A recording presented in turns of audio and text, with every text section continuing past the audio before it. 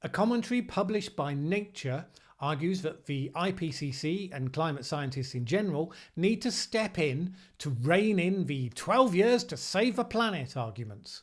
Another study shows that recent warming is untypical of other variations in the last 2,000 years because it's affecting the entire planet. And we ask what we learned from the Policy Exchange think tank's recent document on Extinction Rebellion. My name is Mallen Baker. This is the Mallen Baker Show for Changemakers. Climate science articles published in the peer-reviewed journal Nature often make widespread headlines in the popular press. But for some reason, this recent comment piece has avoided a huge amount of mention or discussion. Titled "Why Setting a Climate Deadline is Dangerous," it makes the case that the recent IPCC special report of 1.5 degrees C warming has paved the way for a wave of political rhetoric around setting a fixed deadline for action.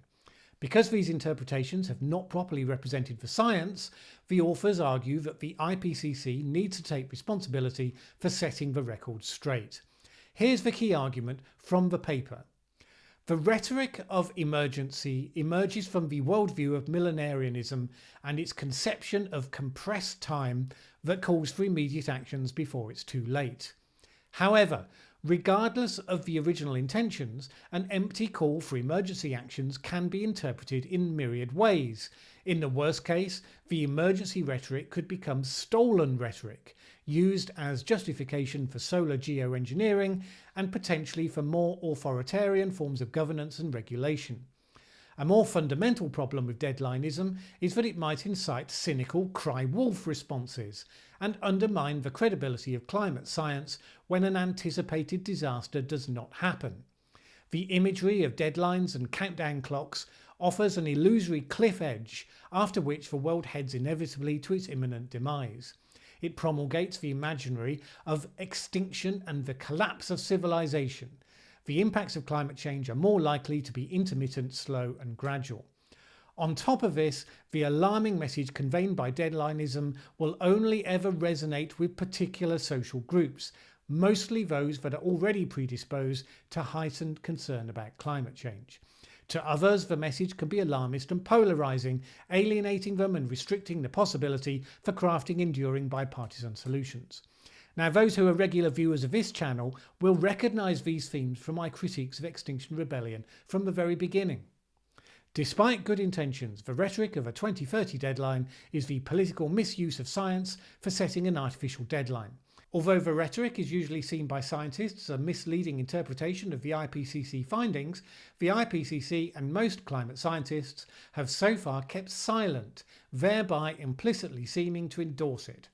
However, given that the IPCC's SR15 report helped to create the condition for this rhetoric, as the institutional authority for climate science, the IPCC should take responsibility for more actively engaging in political conversations around it.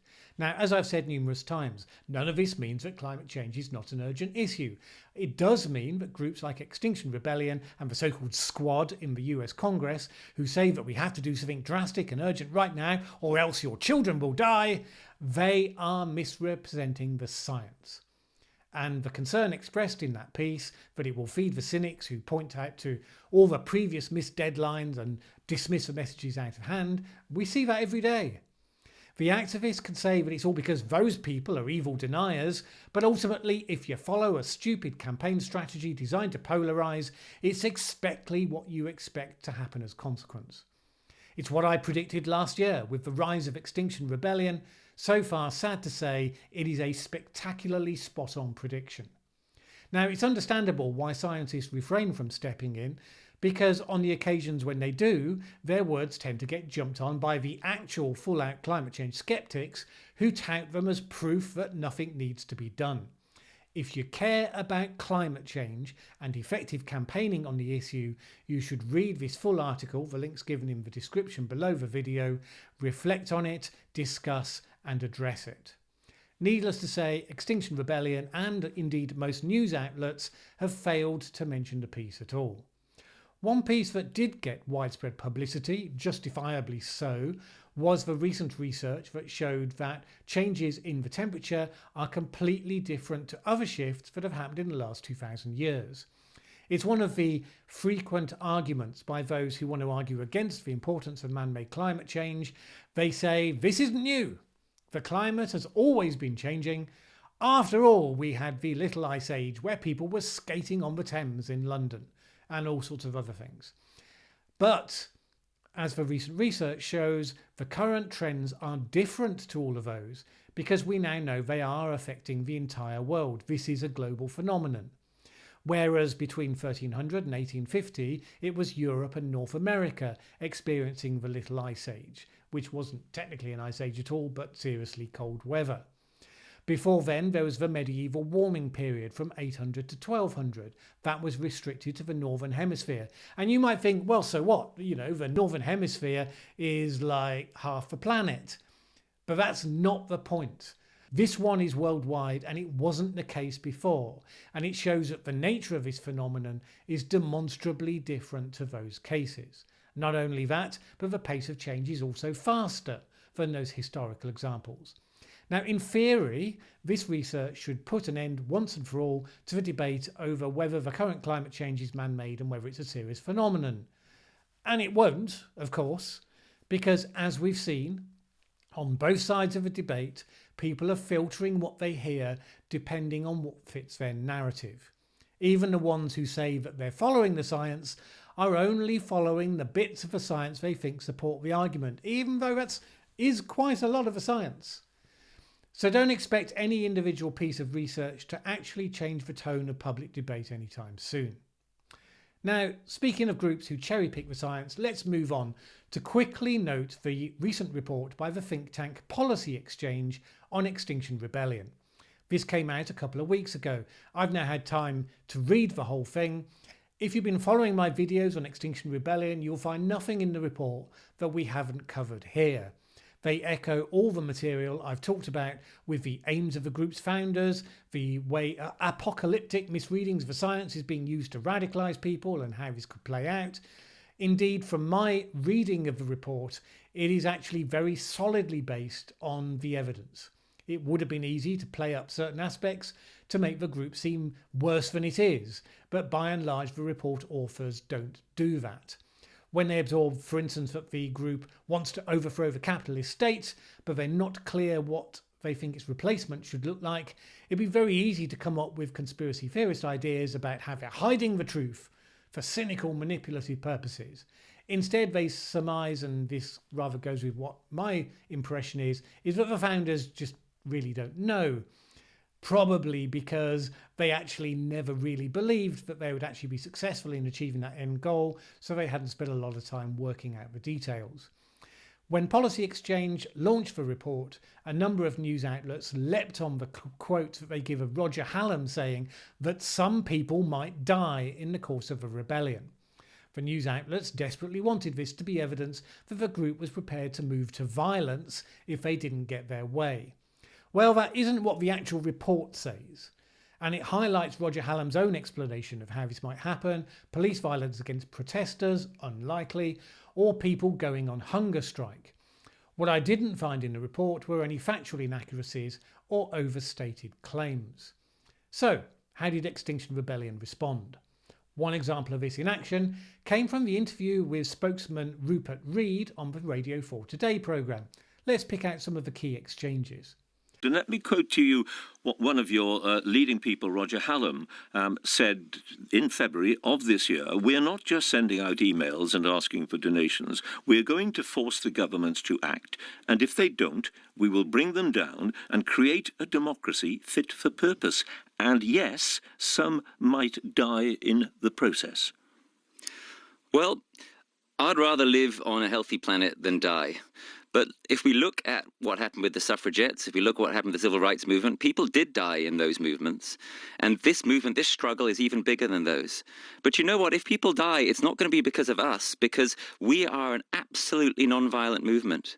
Well, the non-violent discipline, excuse me, let me just finish that point. The non-violent discipline that we showed in April, which has been absolutely strong, is one of the key reasons why the British public swung behind us, because that's the fact that 67% of people, after the rebellion in April concluded, agreed with us that there is a climate emergency and that the government needs to act now. Firstly, note that Reid avoids the main point about the implications of Hallam's quote. Secondly, Reid's extremely misleading quote about the British people swinging behind Extinction Rebellion after its last action. The poll he's referring to is this one, the Comres poll that was carried out soon after the Easter Extinction Rebellion action. The 67% figure he refers to is not at all the public supporting Extinction Rebellion, nor is it even that it agrees there is a climate emergency. It is that 67% believe that human activity is the principal cause behind climate change. I actually think that's shockingly low, to be honest, but that's another discussion. In actual fact, only 26% of people said they supported the aims and tactics of Extinction Rebellion. And bear in mind, that was before people were being told about the whole bringing down the government part. So, sorry Rupert, once again, you're peddling in dodgy data. But that's one thing. It's a big step further beyond that to say we are going to force the governments to act, and if they don't, we'll bring them down and create a democracy fit for purpose. And yes, some might die in the process. That's an enormous step beyond what you've just said, isn't it? Well, Mr. Walton said we want to break up democracy. I'm asking you to comment on what Mr. Hallam, your Roger Hallam, said. Look, if you go through the enormous, voluminous works of Roger Hallam, I'm sure you can dredge up one or two quotes that I might disagree with the nuances. So you do disagree. But that's not. Well, I wouldn't have necessarily used those precise words myself. But what I would like to bring out from those words that I do strongly agree with is that what this is not about is breaking up democracy. What this is about, as Roger was saying in that quote, is creating a real democracy, because everybody knows that our democracy is drastically failing us. Sorry, whose democracy is the real democracy? The real democracy is the democracy we want to create. This isn't about breaking up democracy, this is about real democracy, right? Because we trust Rupert Reid's definitions on what does or doesn't count as democracy, don't we? One person, one vote for every citizen? Not democracy. Extinction Rebellion overseeing an outsized focus group, it makes sound democratic by calling it a citizens' assembly? Yep, definitely democracy. Absolutely no potential for despotism in there. Oh no. And it's an emergency, you know. This report is trying to take aim at Extinction Rebellion and saying, oh, look what Roger Hallam said about this or that. But this report seems completely uninterested in science, completely uninterested in our children, completely uninterested in our future. And that's what this is about. This report, the only purpose of this report is to defend business as usual. And it's business as usual that is killing us. And what I'd love you to do, John, is to ask who is funding this report? Who funds Policy Exchange? Because that's what you didn't do when you talked to Mr. Walton earlier. The funders of Policy Exchange are completely non-transparent, but I bet you if we were to find out who they were, we would find out in whose interest it is to undermine XR. For example, maybe it's the fossil companies. Now, this is classic deflection. Nowhere in this interview does Rupert Reid address a single piece of evidence in the Policy Exchange report, because, of course, it's all true. So rather than address the substance of the argument that's being made, you start casting aspersions about the credentials of the people making the argument. Who's funding the report? Who wants to get Extinction Rebellion? It must be those fossil fuel companies, because nobody but an evil fossil fuel company is going to care that this group wants to bring down the government. I mean, that's completely uncontroversial. That isn't to say that it's not a valid question to ask a think tank about where they get their funding. I think it's a fair but separate discussion. For the record, I agree that if it's true that Policy Exchange doesn't disclose its funding, it should be criticised for that. People most often care about research organisations having an incentive to falsify research when they have conflicts of interest, like concluding whether a chemical is or isn't safe. But this isn't that sort of report. All of the quotes from XR people they use are in the public domain and are referenced. So the first question is this: are the criticisms based on fact? Answer: yes. If so, what are your answers to the criticisms? Because here we are, Rupert. I've made the exact same criticisms. No fossil fuel companies fund me. No shadowy backers. I have a 20-year history of giving a damn about this issue. Now, not that he'll be watching this, by the way. He blocked me on Twitter long ago, as he does apparently with just about anyone who disagrees with him. As ever with these things, opinion on that interview were pretty much split along pre-existing belief lines. Extinction Rebellion supporters thought that Reid had performed brilliantly and they focused on his suggested talking point, who funded this report. Others thought that he had come across as a wild-eyed extremist. When I said in my first video on the group that its tactics would be polarising, well, you know, that's it, right there.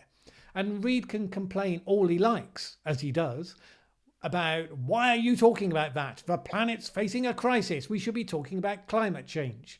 Well, yes, indeed. The reason why we're distracted from the issue at hand is exactly the way you're going about addressing it, because it's fundamentally anti-democratic. And we're not so stupid that the moment there's a problem to solve, we're going to throw out centuries of painful progress. Anyway, Rupert was, needless to say, very pleased with himself. He tweeted this: "Tune in to hear my interview with John Humphreys on BBC Radio 4 earlier this week. When nefarious, financially untransparent think tanks publish hatchet job reports about our movement, we know we are doing something right." The gap between a hatchet job and fair comment is in the eye of the beholder, obviously. If you think you can aim to overthrow the state and not have that pointed out and criticised, then I really don't know what to say to you. Incidentally, one last thing about all of this. I said a moment ago that Rupert Reid had blocked me on Twitter. I was interested in this exchange he had with someone else on the subject of whether or not nuclear power had a part to play in the zero carbon future. As you may know, the Committee on Climate Change showed how we can get to net zero carbon in energy production. But in addition to renewable power, it also required something to provide reliable baseload. And the best zero carbon source of that is nuclear. Not according to Rupert Reid. Actually, Rupert Reid has never, to my knowledge, shown any indication he even knows or cares about the need for baseload power. Maybe he thinks that because they'd be shutting so much stuff down, it wouldn't be a problem. In any case, one activist tried, pretty constructively I thought, to raise the issue with him. Rupert Reid starts off like this: "Nuclear has always been a con. Private companies take the benefit, taxpayers take the astronomical bill, and all of us face potential meltdowns, etc." At which point then this chap, Stephen, comes back and says this: "Nuclear is essential for a carbon neutral Britain. We don't even have the theoretical capacity to meet our total energy needs from renewables alone." And that's true, by the way, because of the variable nature of renewables. The wind doesn't always blow, the sun doesn't always shine. The electric grid can't cope with that as the 100% source of energy generation, at least not now. Better to plug the gap with nuclear than fossil fuels. As an environmental scientist, I wish Greens would support nuclear power. That's a pretty moderate way to make the case, I would have said. And, you know, maybe he's wrong. Maybe there is a way. An exchange like this would be a good way to explore that. Reid doesn't agree. He kicks back with this: "Deeply irresponsible to support nuclear at a time of potential civilizational collapse. Please contemplate this." This is where the wild staring eyes and the frothing mouth kicks in. Extinction Rebellion's line is that we are so close to societal collapse, and when it happens it will come just like that. And all the nuclear power stations will melt down because, because all the people will be dead, I suppose. There'll be a heat wave and a glacier will melt, and in one stroke, every person capable of running a nuclear power station will die. Just like that. I mean, literally, that is the position. Stephen, presumably not being a lunatic, comes back rather reasonably. No, it's deeply irresponsible to oppose nuclear while we're causing civilizational collapse by burning fossil fuels. We should be doing everything in our power to get off fossil fuels, not prop them up by opposing nuclear. That's a sensible position, although I wouldn't have ceded Reid's talk about civilizational collapse, which is not envisaged in even the worst IPCC scenarios. Let's not normalise that too easily. Rupert Read, of course, isn't intending to prop up fossil fuels. He believes we don't have to because we can slam on the brakes, shut everything down and only use electricity when the wind's blowing. But of course, not many people will engage with that as a vision for the future.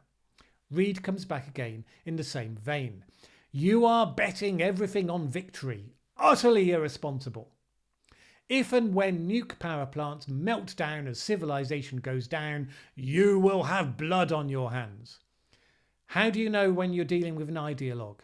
Even a practical question of how you do something difficult becomes simplistically moral. Disagree with Rupert Read? You're not just wrong, you're utterly irresponsible with blood on your hands. Now, Stephen is a hardy soul, and he doesn't give up. No, I'm not. Even excluding climate-related deaths, fossil fuels cause many, many times more deaths per unit of power than nuclear. Even some renewables are more dangerous by this measure. Would you really burn fossil fuels than have nuclear power? This, of course, is a real question. I haven't looked myself at the data on this. My understanding is that when Germany decommissioned some of its nuclear power stations, its emissions went up, because peak demand power ended up having to be met with fossil fuel sources. That's the sort of real-world scenario Stephen has in mind, but he's clearly failed to notice that Rupert doesn't live in the real world. Silly false opposition, says Rupert, warning, ask better questions or you won't get any more answers. Bad boy, bad, on the naughty step right now. Stephen, no, it isn't a false dilemma. I really recommend the book quoted. It demonstrates that we sadly can't meet our total energy demands via renewable alone. Put it another way, we currently have nuclear and fossil fuel power plants open. Which do you prioritise closing? Reed replies, bye. Stephen then says, you're supposed to be a fellow academic. Is a little maturity really too much to ask? But it's a question for the Echo, because at that point, Reed had already blocked him. Beware would-be saviours with that thinner skin. He won't address the substance of the policy exchange report. He won't engage in an honest discussion about nuclear power. It's his way or the highway. So, let's put someone like that in charge of a country, with a half-assed mechanism giving the appearance of democracy. What could possibly go wrong?